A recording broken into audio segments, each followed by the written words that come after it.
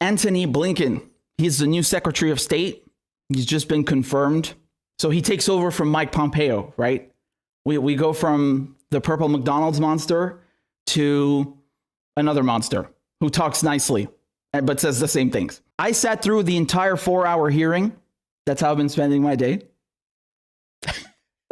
I'm glad this is my job now, because I used to do this shit for fun. I'm not kidding. I put my, well, for fun. The Mueller report was not fun, I can assure you. And I sat through all 7 hours of that shit. And I wasn't even reporting back then. I was just like, I want to see what's going on. I sat through all 4 hours of this shit. I suffer for you guys. And I've picked out all the shit that he said about a wide array of topics, and I grouped them together. So we're going to go through Iran, Israel, etc. We're going to go through each one together. Yes, it's going to be fun. Are you ready? When it comes to Iran, a couple of things. First, President-elect Biden is committed to the proposition that Iran will not acquire a nuclear weapon. And we share, I know, that goal across this committee. An Iran with a nuclear weapon, or on the threshold of having one, with the capacity to build one on short order, would be an Iran that is even more dangerous than it already is when it comes to all of the other malicious activities that it's engaged in, whether it is support for terrorism, whether it is fueling and feeding its proxies, whether it is destabilizing the region. An Iran with a nuclear weapon or with the threshold capacity to build one is an Iran that would act potentially with even greater impunity than it already is. So I think we have an urgent responsibility to do whatever we can to prevent Iran from acquiring a record or getting a weapon or getting close to the capacity to having the fissile material to break out on short notice. In my judgment, the JCPOA, for whatever its limitations, was succeeding on its own terms in blocking Iran's pathways to producing fissile material for a nuclear weapon on short order. It also featured, and a feature that continues, the most intrusive inspections and monitoring regime in the history of arms control. The challenge we face now is that we pulled out of the agreement. Iran is now taking steps to undo the various constraints that were imposed on it by the agreement. And so it has increased its stockpile of low-enriched uranium. It is now enriching at a higher level. It is deploying centrifuges in ways that were prohibited under the agreement. The result is, based on public reporting, the breakout time, the time it would take Iran to produce enough fissile material for one weapon, has gone from beyond a year, as it was under the JCPOA, to about 3 or 4 months, based at least on public reporting. And that potentially brings us right back to the crisis point that we were reaching before the deal. Okay, I mean, this guy sounds just like Pompeo, okay? No difference. And did you notice what he said at the end? Oh, look, man, they're 3 months away from building a nuke, you know, we're right back to square one. We better crack down hard on them because who knows what could I've seen this movie before, right? I've seen this one before. Oh, Iraq, Saddam is 45 minutes away from blowing us up. Oh my God, he's this close to having a nuke. We've been hearing this for decades now. Man, Iran, they're just a few months away from having a nuke, just 1 year. Crazy, man, crazy. Like they must be stuck in some kind of wormhole or some vortex in space-time where this year just keeps dragging out, right? They're always 1 year away. It's amazing, right? It's crazy. This guy sounds like Pompeo. We're not done. Yes, it is really that bad. You think I'm playing, man. No, I'm not playing, unfortunately. The next one that he talks about is Soleimani, right? So you remember Trump assassinated Soleimani? So this was over here. I had a list of questions, and one of the questions he asked was about Suleimani. I mean, is it a good thing that Soleimani is off the battlefield? And I was surprised because you remain adamant that it did not improve our national security. I mean, I would take the opposite side of that viewpoint. You want to try and explain that one? I mean, I think because he was a mastermind, because he was so effective, because he was responsible for hundreds of American lives lost, I don't see how you can agree that that enhances our national security. No one is shedding a tear for the demise of Qasem Soleimani. And certainly when I was last in office, I saw firsthand the blood that he had on his hands. So no one regrets the fact that he's no longer there. I think from where I sat, Senator, the question is not whether taking him out was the right thing to do. It was gaming out what might be the consequences and asking ourselves whether, on balance, we would be left safer or not in taking that action. Previously. Okay, so basically, he doesn't care that Trump took out General Soleimani and almost started a world war, an all-out war, and that this was a violation of international law as declared by the UN Special Rapporteur on Extrajudicial Killings, and that they screwed up. I mean, screwed up is putting it mildly. They committed an act of war, right? This is an assassination. No, he's like, yeah, I think, it's about our safety, man, Maybe we should have waited and done it in a different way. Moving on.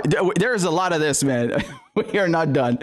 Concerns about Iran and Iran's aggressive pursuit, both regionally of influence of their ballistic missile program and of their restarting their more robust enrichment program and the threat that poses to the region and to our security. I also just want to renew my commitment to the U.S.-Israel relationship and to trying to pursue some positive path towards a two-state solution. The Middle East as a region remains as unsettled and unstable as it's ever been, although there was progress in some of the normalization aspects of the Abraham Accords that you have recognized. The administration will face real challenges in assessing Iran's willingness to negotiate in good faith and the path forward. Did you notice what he said?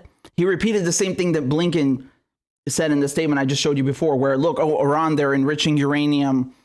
They're deviating from the deal. They have a larger number of centrifuges.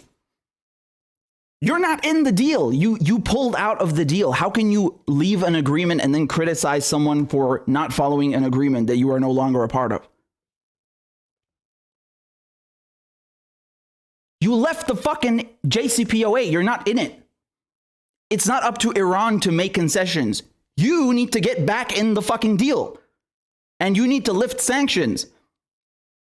Then Iran will comply with the JCPOA in full. They're still in it. Everything that Iran has done, increasing the number of centrifuges, enriching uranium past 3.67%, is a result of the United States leaving the deal, slapping them with sanctions, killing Soleimani. And now they're not only saying like, oh, Iran has to comply with the deal, which we are not even a fucking part of anymore. No, we want a new deal now. We want this deal to cover ballistic missiles, which have nothing to do with fucking nukes. But it's good for Israel. We want Iran to stop helping resistance efforts in Palestine, in Syria, in Iraq, because it's good for our geopolitical goals. What is this bullshit, man? You couldn't even stick to the first fucking deal. Why the fuck would Iran trust you to even enter the original JCPOA and never mind negotiate a new deal? Your word means jack shit. And you need to understand this is not just Trump, because it's one thing if Trump screwed everything up and they come back now and say, okay, we're going to re-enter the deal and we're going to comply with it and we're going to lift the sanctions and go back to what we agreed on. It's literally the same people that served under Obama, right? No, they're saying we want a new deal, which is exactly Trump's position.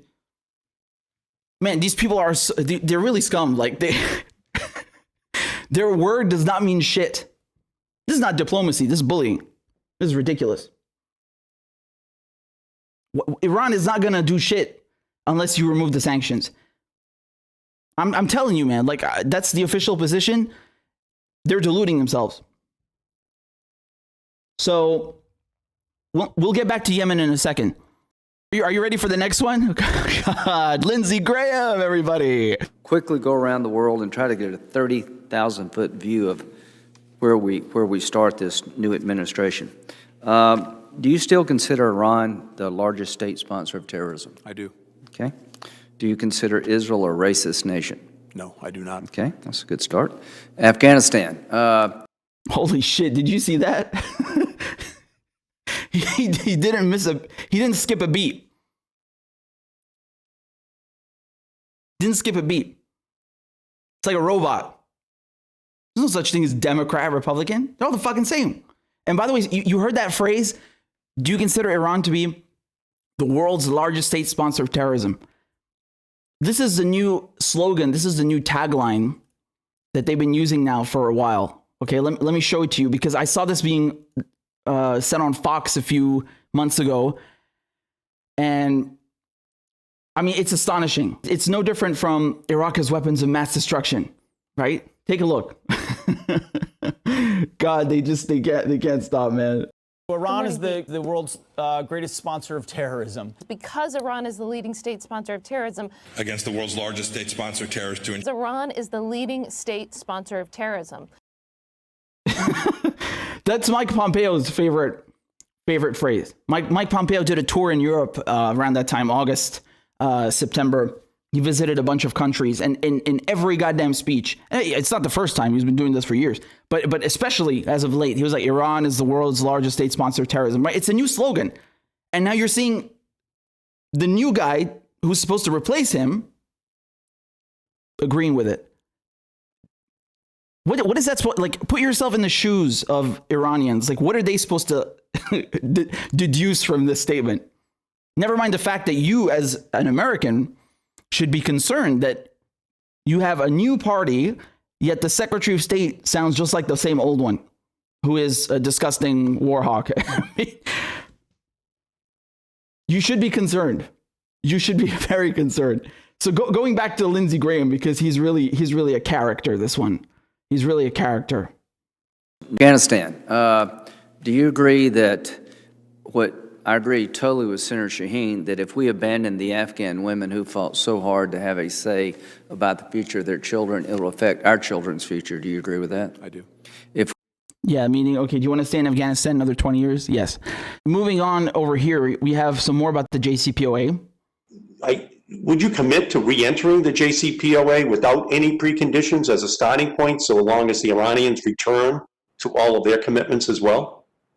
What the President-elect has said on that, Senator, is that if Iran returns to compliance with the JCPOA, we would do the same thing and then use that as a platform, working with our allies and partners to build a longer and stronger agreement to also capture some of the other issues that need to be dealt with regard to missiles, with regard to Iran's activities and destabilizing activities in the region. There we go. It's the same bullshit. They're trying to renegotiate. Well, not renegotiate. They're trying to basically bully Iran into a new deal when they didn't even follow the first one. You're hearing it. Then we have one last one. Pompeo, just before he left office, he said Iran is like the new home base of Al-Qaeda, which of course is ridiculous. I did a video on that, but this is what he says. You no doubt saw that Secretary of State Pompeo made remarks pertaining to Iran, characterizing it as Al-Qaeda's new home. Mm-hmm. And the implications for the 2000 AUMF is something I'd like to explore with you. Do you believe, based on the connection that Secretary Pompeo makes between Iran and Al-Qaeda, that a Trump or a Biden administration would have authority to strike Iran, or do you instead adopt the interpretation that if it's deemed necessary to engage in any sort of military action, it would be the President of the United States need to instead come before this body for authorization? It would be the latter. We would, I believe, need to and should, in any event, come before the Congress in that situation. With regard to the statement the Secretary made, that's something I intend to look into, if confirmed, very, very promptly. I haven't had a chance to see what the underlying basis is for that, but obviously that's something we'd have to take very, very seriously. Al-Qaeda leadership has been in Iran for some time. At various points, it was didn't have full freedom of movement. At other points, it may have had the leash taken off a little bit, but. Yeah, you know why they didn't have full freedom of movement? Because they're fucking enemies, and the whole story is nonsense. I'm glad he agrees with the Constitution, though, right? Like, what a question. Like, do you think the president should come before this body first, come to Congress before bombing another country? Yeah. Oh, how nice of you. Once again, I think this is a ridiculous point, though, because even if the entire Congress votes unanimously to bomb another country. So what? It's still a violation of international law. The US Congress is not the world's ruling body and does not supersede the United Nations Security Council. That is a fact. So do you understand this concept? Some people don't, huh? I've heard them say ridiculous shit. So it's nice to hear that, right? I'm astonished that this guy's the Secretary of State now, and he's not sure that Al-Qaeda is in Iran. Jesus Christ. I mean, it's very concerning because either he is a complete idiot or he's lying. And in both cases, that just doesn't work. This is a top diplomat. The top diplomat. And he doesn't have an answer to that? Christ. So he's not denying what Pompeo said, essentially.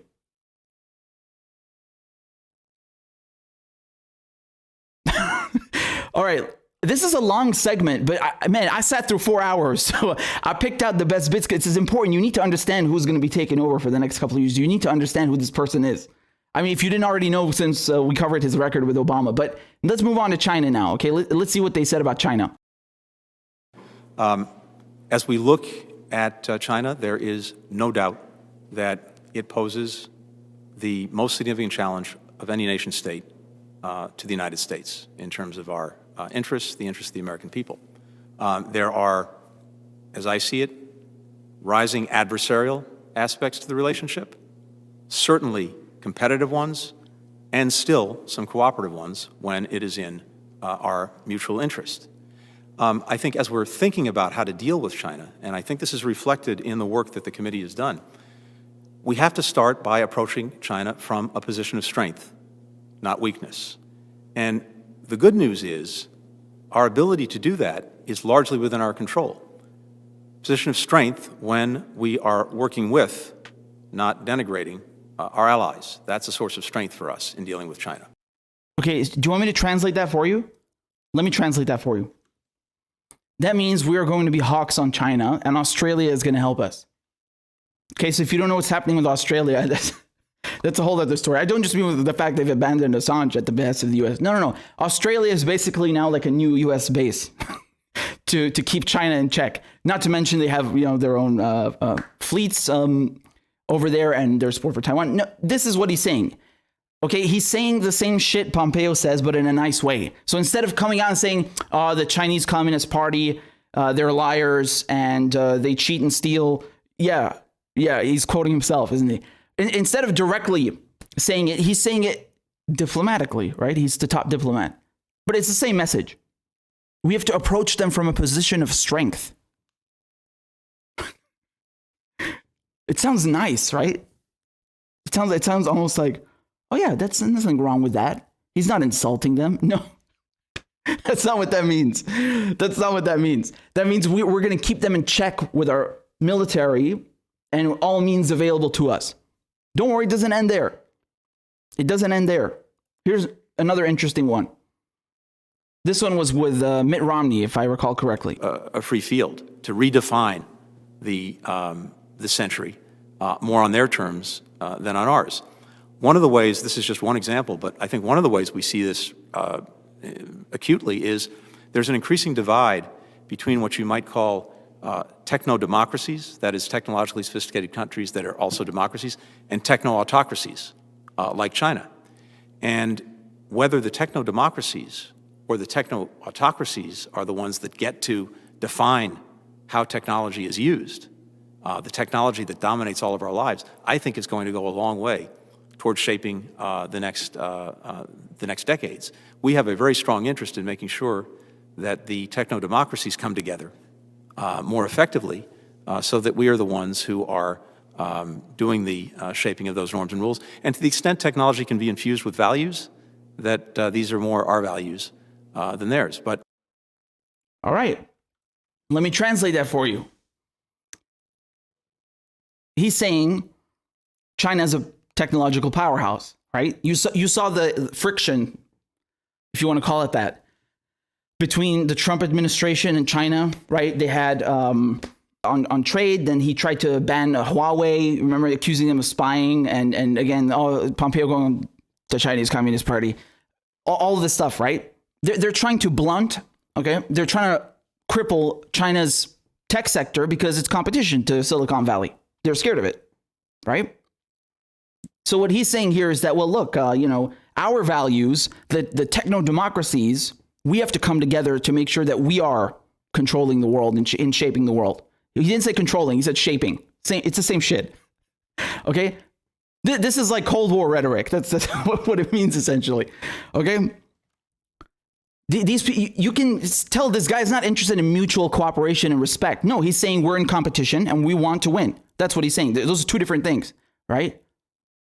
And he's not just talking about the market. He's not just talking about trade. He's talking about values and shaping the world. Do you understand? It's very interesting rhetoric. Very interesting. It says a lot. And once again, this is the difference between, well, not always, but usually it's a difference between Democrats and Republicans. They're saying the same goddamn shit, but the Democrats just say it in a more silver-tongued manner, right? So you don't understand. It goes over people's heads. Like, oh, that sounds eloquent. That sounds fancy. I like that. Oh, God. These people are such hawks. They're really just hawks. Thank you. That does raise the question of what it's going to be like to serve in an administration where former Secretary Kerry is going to be working with you. I hope that you're never tempted to give in your strategy with regards to China in order to obtain a climate advantage that Secretary Kerry might be promoting. So your State Department commitment to...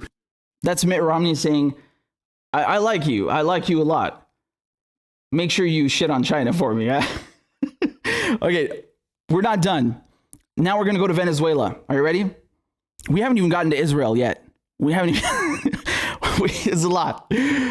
This is with the insufferable Marco Rubio. On Venezuela, I'm sure you're well aware that Maduro has repeatedly, over the course of the last 5 to 7 years, utilized negotiations as a delay tactic.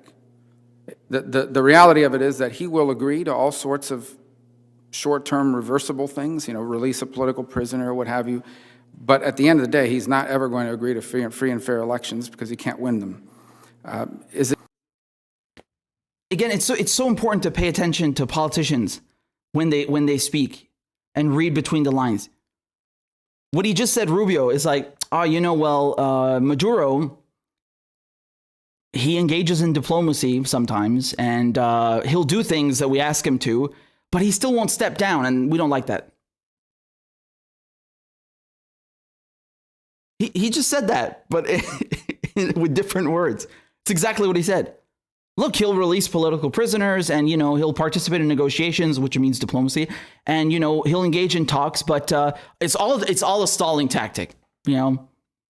These brown people, nah, that's not real diplomacy unless they do what we want immediately.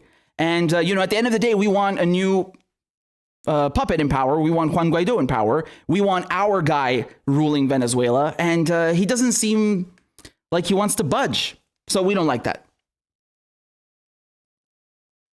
Hold on, I'm confused, man. Are you in the U.S. Congress or in the Venezuelan Congress? Because who the fuck elected you to decide who's going to rule Venezuela? This is what is mind-boggling to me.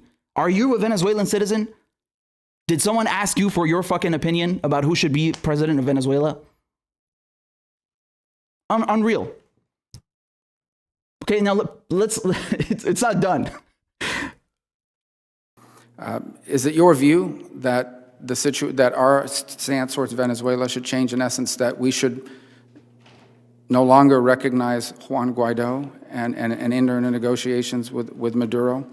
No, it is not. I very much agree with you, Senator. First of all, with regard to a number of the steps that were taken. Christ. There you have it. There you have it. Same old bullshit. How is this any different from Pompeo? So he's just saying we're going to continue to recognize Juan Guaido, who used to be the leader of the National Assembly in Venezuela. They're going to continue to recognize him as the president of Venezuela, even though most people in Venezuela have no fucking clue who this guy is. He's no longer the head of the National Assembly, meaning any sort of claim to legitimacy that he had is now gone. and they don't care.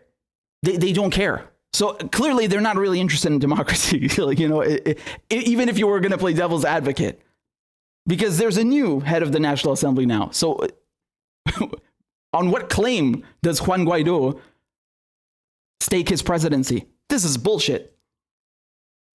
And by the way, even the EU was like, yo, look, we can't recognize this guy as the interim president because he's not the leader of the National Assembly anymore. Goodbye. They said this about 2 weeks ago, right?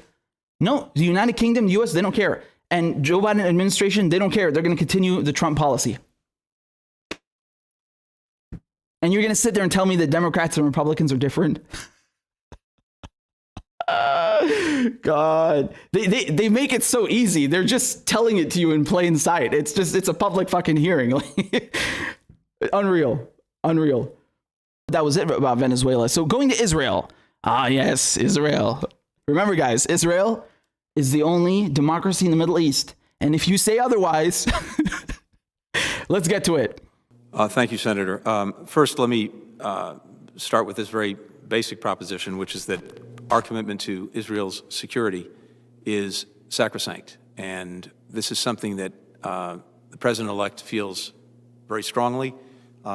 His very first trip, when he was a member of this committee, as a senator, his first foreign trip was to Israel. He met with a prime minister by the name of Golda Meir. She had a young aide by the name of Yitzhak Rabin, and he has worked with every Israeli prime minister since then. And so the foundation of our relationship is support for Israel's security. Wow. The foundation of our relationship is support for Israel's security. And then, of course, he goes on to say, but yeah, you know, we support a two-state solution. So number one is Israel's security, and then maybe a two-state solution, right? Because Palestinians are not equal human beings. Palestinians, they can wait another 70 years until they have a state of their own. That's not a priority. The priority is Israel's security. He just said it to you. You just heard him, right? Do you want to play it again? No need. He'll say it again in the other remarks.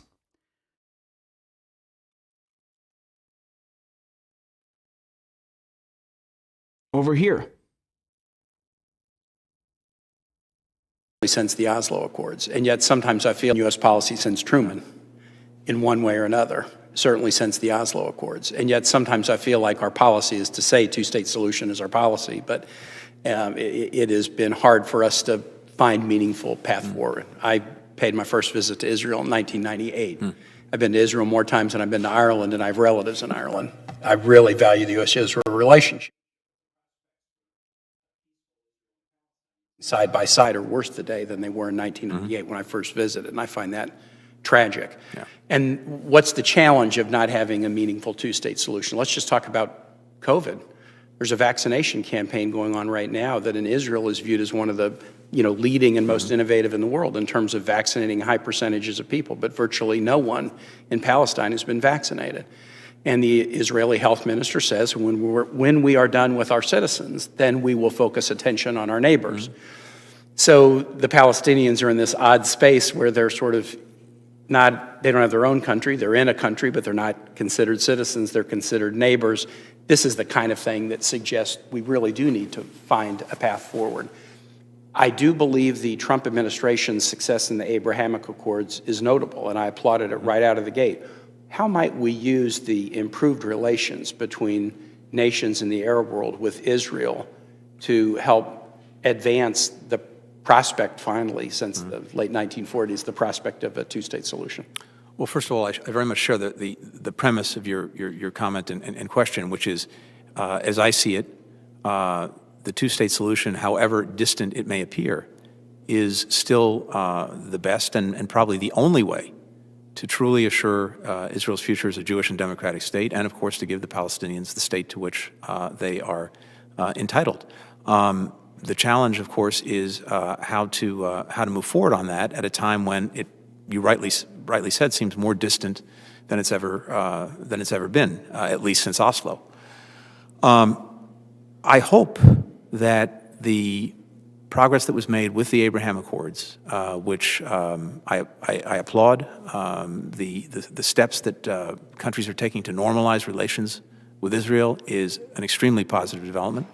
and one that we would hope to build on if given the opportunity.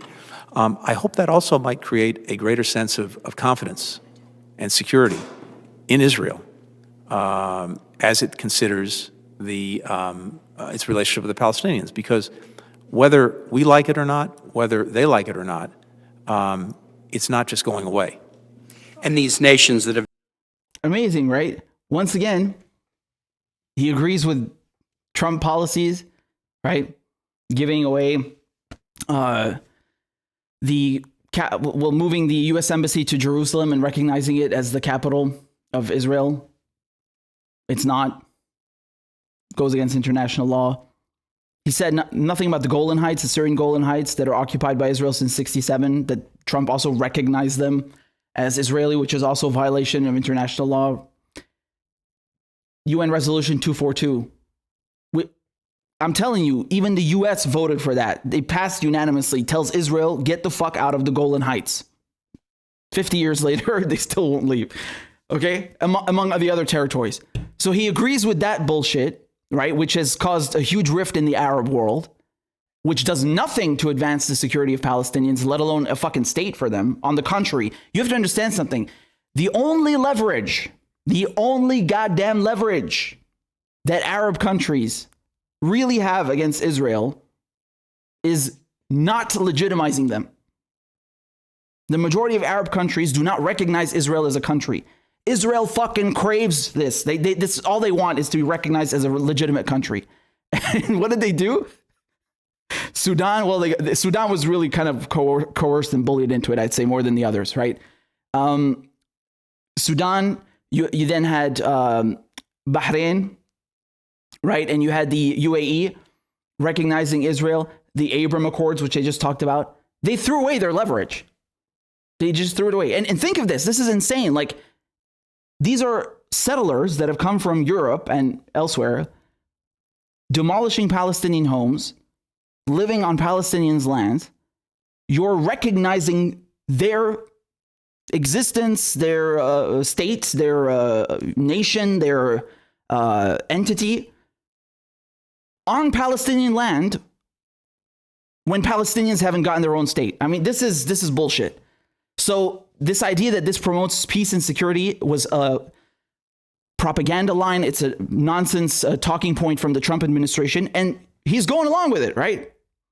He's going along with it. And did you note how he said, like, I hope that these accords will, reassure Israel and basically, what he's saying is that, I hope Israel feels more safe now, and maybe, if they're kind enough, they'll maybe inch towards letting Palestinians have their own country, maybe, like as if it depends on the unreal. And, you might be sitting there saying, well, yeah, but look, man, he did say two-state solution, so obviously he believes in Palestinians having their own state. Motherfucker, it's 2021, you asshole. 2021. How many fucking more centuries are Palestinians supposed to wait exactly? If someone came and stripped you of your citizenship and took away your passport and you can't travel anywhere and you have to live under military occupation, you would not tolerate that for 1 fucking hour, never mind 70 years. So don't fucking sit there and tell me that, oh yeah, Palestinians can just wait around. Go and fuck yourself. This is bullshit and you fucking know it. If they really wanted to get it done, they could get it done just like that. I didn't hear any concrete plan. I didn't hear anything. All he did was agree to the concessions that Trump gave Israel. That's it. That's all I heard.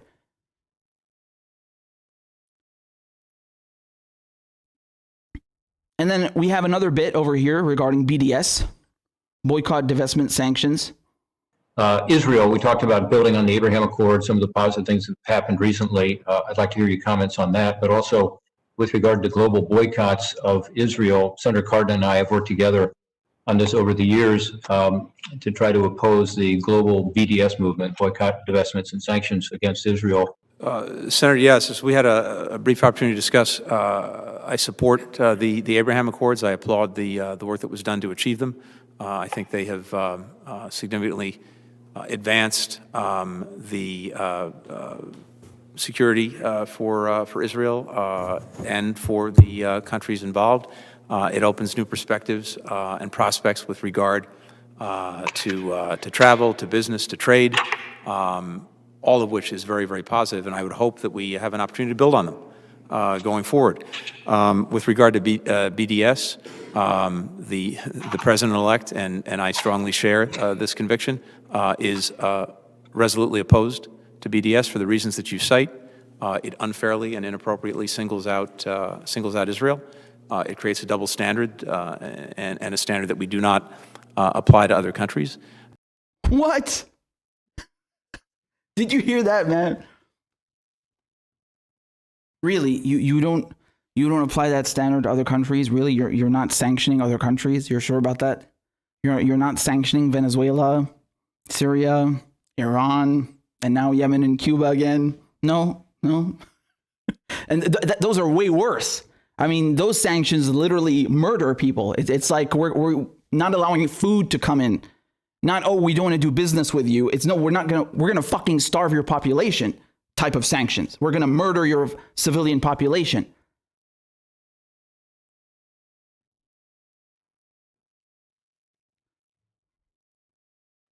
Brilliant, right? What a breath of fresh air compared to Mike Pompeo. It's so nice to finally see. I know this has been a long segment, but I really hope that people watch it and share it, because foreign policy is really a cornerstone of what's wrong with DC, and a lot of it is interlinked to domestic policy. So the last thing that I'll show you here, which is again, frankly, this is with Lindsey Graham on immigration.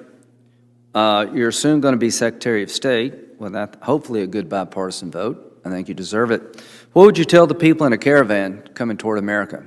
I would say do not come. Yeah, I think that's a good message. We're going to. You heard that, right? Amazing.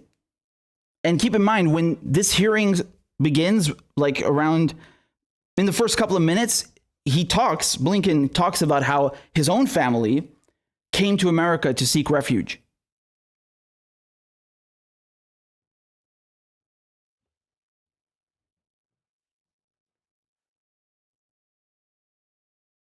You know how they were telling us, oh man, the Trump administration, they're so horribly racist. As soon as we get rid of Trump, we're going to release the kids in cages. Where is it?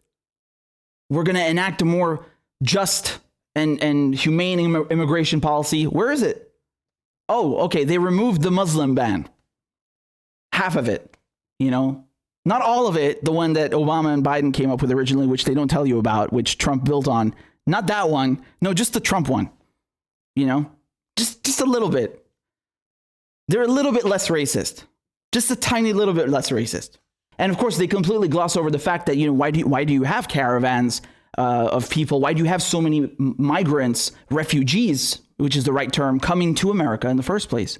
Could it be that America fucked up their continent for the last couple of decades, installing right-wing governments, plundering their resources, harassing them, destabilizing their countries? It could nothing to do with that, you're sure? You're sure? It's just like a coincidence. People just leave everything behind and go thousands of miles to a country where they don't speak the language for fun, for fun. They have nothing better to do. Unreal. So there's a bit more that I want to show you about Yemen and some more things in a second, okay, as part of another segment. So I just wanted to give you again, I sat through the whole 4-hour thing and I picked out as much as I could regarding each topic. Yeah, conclusion, this guy is no different from Pompeo. He's maybe a bit more polite, but I didn't hear him disagreeing fundamentally with anything the Trump administration did. I don't hear any plan for Palestinians. They're repeating the same thing about the JCPOA. They want a new one, which is Trump's position. They're okay with the Abraham Accords, which is Trump's position. They have no problem being hawkish on China, hawkish on Iran. I mean, it's a disaster. Right? It's the same old, always.